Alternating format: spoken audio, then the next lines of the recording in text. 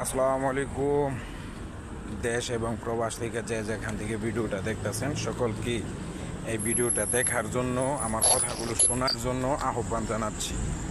কথাটা হয়েছে গিয়া ভাই, মনে করেন যে অল্প কিছুদিনের ভিতরে আপনার ঢাকা বিশ্ববিদ্যালয়ে নির্বাচন অনুষ্ঠিত হবে। এখন ওইখানে যে নির্বাচনটা হইব এটার বিষয়ে আপনাদের সাথে কিছু গুরুত্বপূর্ণ টপিক নিয়ে কথা বলবো। কথাটা হচ্ছে গিয়া, মনে করেন যে এই নির্বাচনের আয়োজন করা হইতেছে, এই বিষয় নিয়ে আমি কিছু কথা কমু, যেই কথাগুলি খুবই গুরুত্বপূর্ণ। সকলে এই কথাগুলি কইতো না, বড় বড় নেতা ফেতারা এই কথাগুলি কইতো না, কারণ সবার জ্ঞান তো এক না।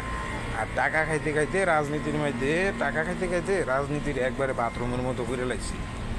ঠিক আছে, তো খুবই গুরুত্বপূর্ণ কিছু কথা, যেটা না শুনলে অনেকেই মিস করবেন।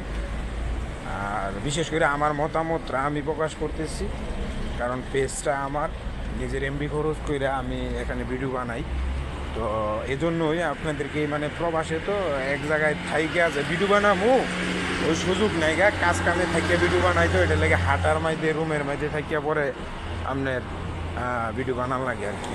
তো কথাটা হয়েছে গিয়ে, মনে করেন যে সামনে যে নির্বাচন, এই নির্বাচনে যারা এই নির্বাচনটার বানচাল করতে চাইব বা পেশি শক্তি প্রয়োগ করব, যে আমি একটা বড় একটা রাজনৈতিক দল, বড় ভাইয়ের লোক, ইয়ার ভিতরে বিশ্ববিদ্যালয়ের ভিতরে আমগর পাওয়ার বেশি, আমাদের অস্ত্র আছে, অবৈধ অস্ত্র আছে, মাদক ব্যবসা আছে, বড় বড় বাইবাদার আছে, আমার সাথে গডফাদার আছে, গ্যাংস্টার আছে।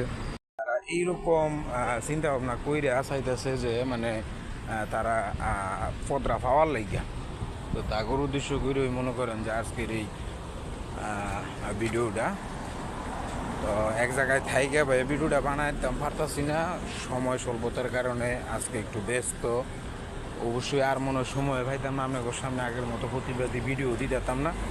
তো কথাটা হয়েছে গিয়ে, মনে করেন যে যারা এরকম চাইবো যে ক্ষমতায় যাওয়ার লাগিয়া, তারা কিন্তু আবারও আওয়ামী লীগ এবং ফেসিস্টের মতো প্রস্তুতি নিতেছে। অনেকেই এরকম স্বৈরাচারীর মতো চিন্তা ভাবনা করতে আছে যে নির্বাচনটারে কেমন বানচালকরণ যায়।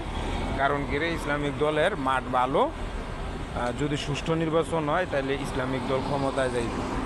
তো এই জন্য অনেকেই নির্বাচনটারে কেমন নষ্টকরণ যায়, বন্ধকরণ যায়, এরকম একটা চিন্তা ভাবনা করবো।